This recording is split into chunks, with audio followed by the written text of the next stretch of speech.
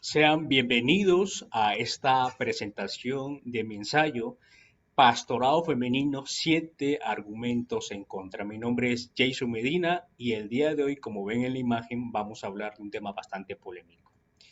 Y bueno, la imagen son ministras anglicanas ordenadas en la Iglesia de Inglaterra.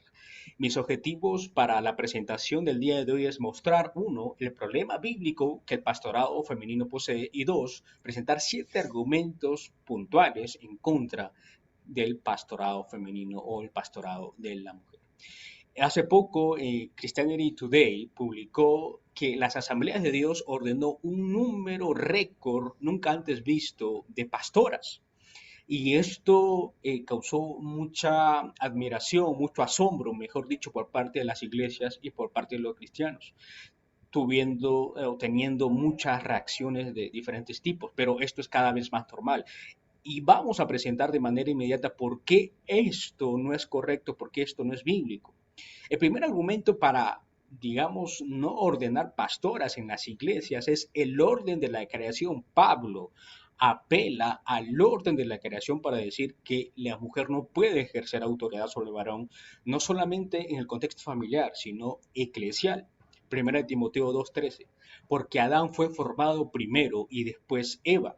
El orden generalmente siempre ha implicado cierto tipo de autoridad. En el pueblo judío, por ejemplo, los primogénitos o los que nacían primero tenían cierto tipo de, sí, responsabilidades, pero también privilegios. Y este es el caso también de Adán.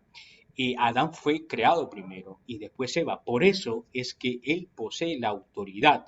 Eh, no tiene que ver con el pecado, mucho cuidado, porque hay algunos que dicen que esto fue a causa del pecado, pero hay que recordar que el argumento de Pablo no es al pecado, sino al orden de la creación que es antes. Segundo argumento, el hombre no es ayuda idónea, sino la mujer, 1 Corintios 11 del 8 al 9. Porque el varón no procede de la mujer, sino la mujer del varón, y tampoco el varón fue creado por causa de la mujer, sino la mujer por causa del varón. Eva fue otra vez la creación. Eva fue creada para apoyar al ministerio, a la obra que le había encomendado a Adán, y no al revés. Esto implica autoridad. El hombre no es ayuda idónea, sino la mujer. Argumento 3, por causa de los ángeles. Esto es un argumento, digamos, poco tratado, pero es importante tomarlo en cuenta. En 1 Corintios 11:10 menciona que por lo cual la mujer debe tener señal de autoridad sobre su cabeza por causa de los ángeles.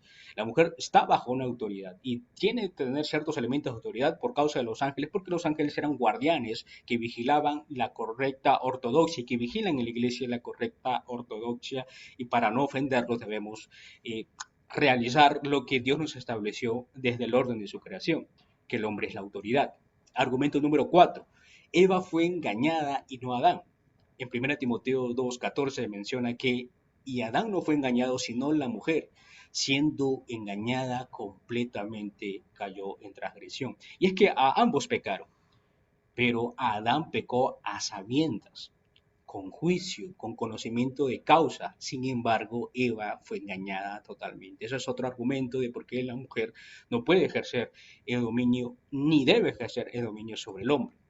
Argumento 5. El silencio de la mujer en la iglesia. En 1 Corintios 14, del 34 al 35, nos menciona que vuestras mujeres callen en las congregaciones, porque no les es permitido hablar, sino que estén sujetas como también la ley lo dice, y si quieren aprender algo, pregunten en casa a sus maridos, porque es indecoroso que una mujer hable en la congregación. Definitivamente no se está mencionando el silencio absoluto para la mujer, pero sí que no ejerzan autoridad, sobre todo en los cultos oficiales, en las asambleas oficiales de los santos. Argumento 6. Todos los autores bíblicos, apóstoles y liderazgo eran hombres. Hay 66 libros de la Biblia. Los 66 libros fueron escritos por hombres, ni uno solo por una mujer.